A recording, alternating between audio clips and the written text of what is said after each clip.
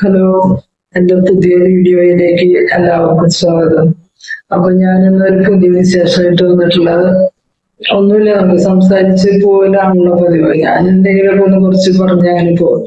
അപ്പൊ അത് ഉൾക്കൊള്ളണവർക്ക് ഉൾക്കൊള്ളാം, അത്രേ ഉള്ളൂ.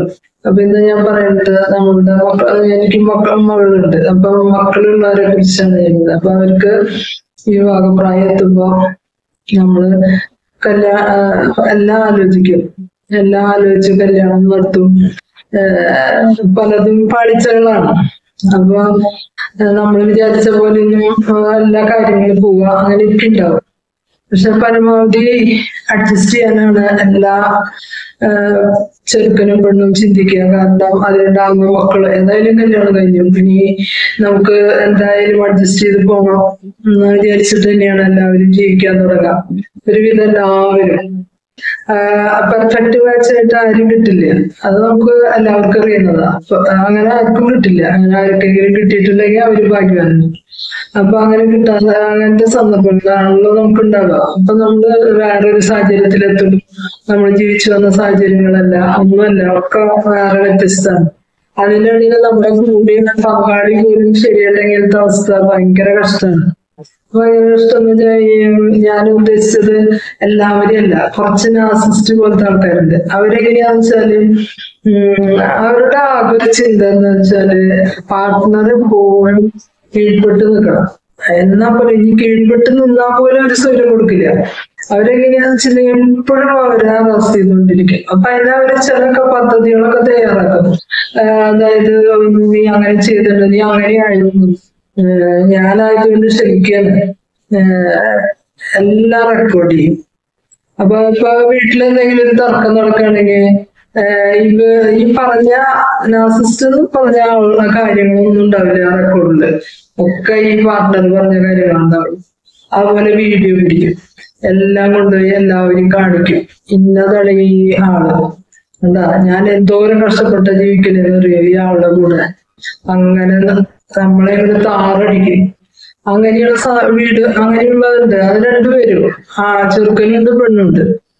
പിന്നെ അതേ സമയം തന്നെ ഇനി പിരിഞ്ഞു പോകുന്നെന്ന് വെച്ചാൽ അവരെ ജീവിക്കാൻ അനുവദിക്കുകയില്ല. കൂടെ നടന്ന് ശല്യം ചെയ്യും. അപ്പൊ ഈ വക ആൾക്കാരെയൊക്കെ നമ്മള് കണ്ടറിഞ്ഞ് ഒഴിവാക്കണം. അത് ഒരു വശം.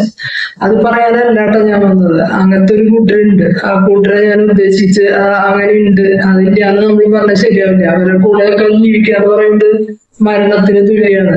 അങ്ങനെ ജീവിച്ച് അവസാനിപ്പിച്ച് കിട്ടിയാൽ ഭാഗ്യം. അതിൻ്റെ ഇടയിൽ മക്കളുണ്ടാവുമ്പോ എന്തുണ്ടാവും വെച്ചിട്ടുണ്ടെങ്കിൽ അഡ്ജസ്റ്റ് ചെയ്യാൻ തുടങ്ങും.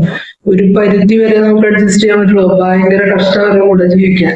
കാരണം നാവെടുത്ത് നുഴയധികം പറയുള്ളൂ ഈ ചിന്താഗതിക്കാര്. നുണ മാത്രം പറയുള്ളൂ. അങ്ങനത്തെ ആൾക്കാരുടെ കൂടെയും വിശ്വാസ്യതയില്ലാത്ത ആളുടെ കൂടെയും ജീവിക്കാന്ന് പറയുന്നത് ഭയങ്കര കഷ്ടമാണ്. നമുക്ക് പട്ടിണിയായാലും ദാരിദ്ര്യമായാലും ഒരാളുടെ കൂടെ ജീവിക്കാം. പക്ഷെ നമ്മളും കൂടെ നുണ മാത്രം പറയുന്ന ഒരാളെ കൂടെ ജീവിക്കാന്ന് പറഞ്ഞാൽ ഭയങ്കര കഷ്ടമാണ്. നമുക്ക് വിശ്വസിക്കാൻ പറ്റാത്ത ഒരാള്. നമ്മള് എല്ലാ കാര്യങ്ങളും ചെന്ന് പറയാനുള്ള ഒരു അത്താണിയാണത്. ആ അത്താണിനെ നമുക്ക് വിശ്വസിക്കാൻ പറ്റില്ല എന്ന് വെച്ചിട്ടുണ്ടെങ്കിൽ ജീവിതം നരകതുല്യാണ്. പിന്നെ നമ്മൾ മക്കൾക്ക് വേണ്ടി ജീവിക്കും. ആ ജീവിക്കുമ്പോ നമ്മൾ ജീവിക്കാൻ ഉദ്ദേശിക്കുന്നുണ്ടെങ്കിൽ മക്കളെ കുറിച്ച് ചിന്തിച്ചു വേണം. അല്ലെങ്കിൽ ആ ബന്ധം ഉപേക്ഷിച്ച് പോകുന്നതാണോ. മക്കളെ കുറിച്ച് ചിന്തിക്കാന്ന് പറഞ്ഞാല് അവരാണ് കഷ്ടപ്പെടുക. നിങ്ങളുടെ ഈ വഴക്കിനും മക്കാണത്തിനും ഇടയിൽ കിടന്ന് കഷ്ടപ്പെടുന്നത് ആ കുട്ടികളാണ്. ആ കുട്ടികൾക്ക് ഒരു മനുഷ്യരെ മുന്നിൽ നോക്കാൻ പറ്റും. എന്നും വഴക്കുള്ള വീട്ടിൽ നിന്ന് ഇറങ്ങിയിട്ട് അവര് സ്കൂളിൽ പോകണം, അവര് പുറത്ത് ജീവിക്കണം, അവരുടേതായ ആൾക്കാരായിട്ട് സഹകരിക്കണം. അപ്പൊ എല്ലാവരും മുന്നിലും പരിഹാസ്യരായിട്ടാണ് അവര് ജീവിക്കുക. അങ്ങനെ ഒരവസ്ഥ ആ കുട്ടികൾക്ക് കൊടുക്കരുത്. അപ്പൊ അങ്ങനെ ഒരു വിഭാഗമുണ്ട്. അതിനെ കുറിച്ച് ഞാൻ ആദ്യം പറയണത്, കുറെ സുഖത്തിൽ ജീവിക്കാൻ പറ്റിയവർക്കൊക്കെ നല്ല സുഖമാണ്. ഞങ്ങളുടെ കാര്യം അങ്ങനെയല്ല എന്ന് പറയാണ്ടിരിക്കാൻ വേണ്ടിയാണ്. ഇങ്ങനെ ഒരു അവസ്ഥയുള്ള കുറെ പേരുണ്ടെന്ന് എനിക്ക് നന്നായി വ്യക്തമായിട്ട് അറിയുന്ന ഒരു നേഴ്സാണ് ഞാൻ. അപ്പൊ എനിക്ക് വ്യക്തമായിട്ട് അറിയുന്നതാണ്. ഞാൻ മെന്റൽ ഹോസ്പിറ്റലിൽ വർക്ക് ചെയ്തതാണ്. അപ്പൊ എനിക്കറിയാം അങ്ങനത്തെ അവസ്ഥയുള്ള ആൾക്കാരുള്ള അറിയുന്ന ഒരാളായതുകൊണ്ട് ഞാൻ പറയാം. അല്ലാത്തൊരു വിഭാഗമുണ്ട്. ആ വിഭാഗം എന്ന് പറയുന്നത് ഒരു പെർഫെക്റ്റ് മാച്ച് ആയിരിക്കില്ല. ആരും പെർഫെക്റ്റ് മാച്ച് നമുക്ക് കിട്ടില്ല. അങ്ങനെ വല്ലൊരു കിട്ടിയാൽ നന്നായി.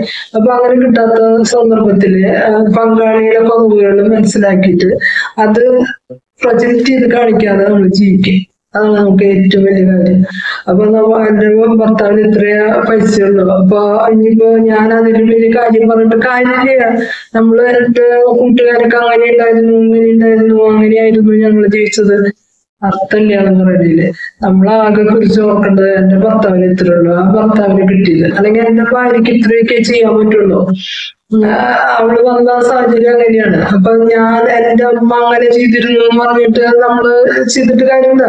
അവൾക്ക് പറ്റുന്ന സൗകര്യങ്ങളും കാര്യങ്ങളല്ലേ അവൾക്ക് ചെയ്യാൻ പറ്റുള്ളൂ. അവൾക്ക് അവളുടേതായ പരിധികളുണ്ട്, അവന്റേതായ പരിധികളുണ്ട്. അത് രണ്ടും മനസ്സിലാക്കിയിട്ട് അഡ്ജസ്റ്റ് ചെയ്ത് ജീവിക്കലാണ് കുടുംബജീവിതം. അപ്പൊ അതിന്റെ ഇടയിൽ അത് മനസ്സിലാക്കാനായിട്ട് ഒരു 2-3 കൊല്ലം എടുക്കും. ആ കൊല്ലത്തിന്റെ ഇടയിൽ അടിച്ച് പിരിഞ്ഞ് ആകെ കൊള്ളാം. അപ്പൊ ഞാൻ പറയുന്നത് അങ്ങനെയല്ല വേണ്ടത്. നമ്മള് അവരെ കുറവുകളെ മനസ്സിലാക്കിയിട്ട് അത് അഡ്ജസ്റ്റ് ചെയ്ത് ജീവിക്കാൻ ശ്രമിക്കുക. പുറം ലോകം അറിയാണ്ട് ജീവിക്കുക. ഒരാളാണെങ്കിലും കുറച്ച് തോറ്റു കൊടുത്തെന്ന് വെച്ചിട്ട് ഒന്നും സംഭവിക്കില്ല. നമുക്ക് കുറച്ച് തോറ്റു കൊടുത്താൽ ആരും അറിയില്ല. കുട്ടികൾ സന്തോഷമായിട്ട് ജീവിക്കും, വീട്ടിൽ വഴക്കുണ്ടാവില്ല, സന്തോഷമാണ് അവർക്ക് മനസ്സിലാവും. അപ്പൊ അവർക്ക് വേറെ വേദനകളോ ബുദ്ധിമുട്ടുകളൊന്നുമില്ല. നിങ്ങളത് തല്ലുകൂടി നോക്കി ഒരു ദിവസം മിണ്ടാതിരുന്നൊക്കെ അവര് ഭക്ഷണം കഴിക്കില്ല, അവര് ഉറങ്ങില്ല, അവർക്ക് വേദനകളാണ്. അപ്പൊ അതില്ലാതിരിക്കാൻ വേണ്ടിയിട്ട് ഒരു നല്ല കുടുംബജീവിതം കിട്ടാൻ വേണ്ടിയിട്ട് ഏറ്റവും നല്ലത് ജസ്റ്റ് ഒന്ന് തോൽക്കലാണ്. ആ തോന്നുമ്പോ തന്നെ പങ്കാളിക്ക് നമ്മളോട് കൂടുതൽ ഇഷ്ടം തോന്നും. അത് ആണായാലും പെണ്ണായാലും അത് നമുക്ക് വെറുതെ തോന്നണത് അവര് ചോദിച്ചു ഞാൻ തോറ്റു അങ്ങനെയൊന്നുമില്ല. ഇത് ഞാൻ പറഞ്ഞ നാർസിസ്റ്റിന്റെ ആൾക്കാരോടല്ല കേട്ടോ. അവര് വേറെ വ്യത്യസ്തമാണ്. അവര് നമ്മളെ തോൽപ്പിക്കാൻ കിട്ടിയ അവസരങ്ങളൊക്കെ നന്നായി ഉപയോഗിക്കുന്നതാണ് ആ ടീംസ്. അവരെനിക്ക് വൃത്തിയായിട്ട് അറിയാം. അത് വേറെ വശം. അപ്പൊ ഇങ്ങനൊരു സാധാരണ ഗതിയിൽ പോണവര് നമ്മുടെ മക്കളെ വിഷമിപ്പിക്കാതെ സന്തോഷം, സമാധാനം, താമസവരും പങ്കിട്ട് നമ്മുടെ കാര്യങ്ങളൊക്കെ മറ്റുള്ളവരെ അറിയിക്കാതെ അവരറിയിച്ചിട്ട് വല്ലതും കിട്ടാണ്ട ഒന്നുമില്ല. അവർ പരിഹസിക്കും, അവർ തിരിഞ്ഞു കുറ്റം പറയും. നിങ്ങൾ രണ്ടുപേരും പോണവിടെ പോയി ചിരിക്കും. ഇത്രയൊക്കെയുള്ളൂ. അപ്പൊ അല്ലാണ്ട് അവരാരും ഇപ്പൊ നിങ്ങളെ രക്ഷിക്കാനൊന്നും ആരും വരില്ല. അപ്പൊ അത് മനസ്സിലാക്കിയിട്ട് അധികം ഒച്ചയും ബഹളമൊന്നുമില്ലാതെ അങ്ങോട്ടും ഇങ്ങോട്ടും സഹകരിച്ച് ഒന്ന് പതുക്കെ അങ്ങോട്ടും ഇങ്ങോട്ടും തോറ്റു കൊടുത്ത് അങ്ങനെയൊക്കെ ജീവിക്കുമ്പോൾ നമ്മുടെ കുടുംബജീവിതം വളരെ ഭംഗിയായിട്ട് പോകും എന്ന് പറയാനാണ് ഇന്ന് ഞാൻ വന്നത്.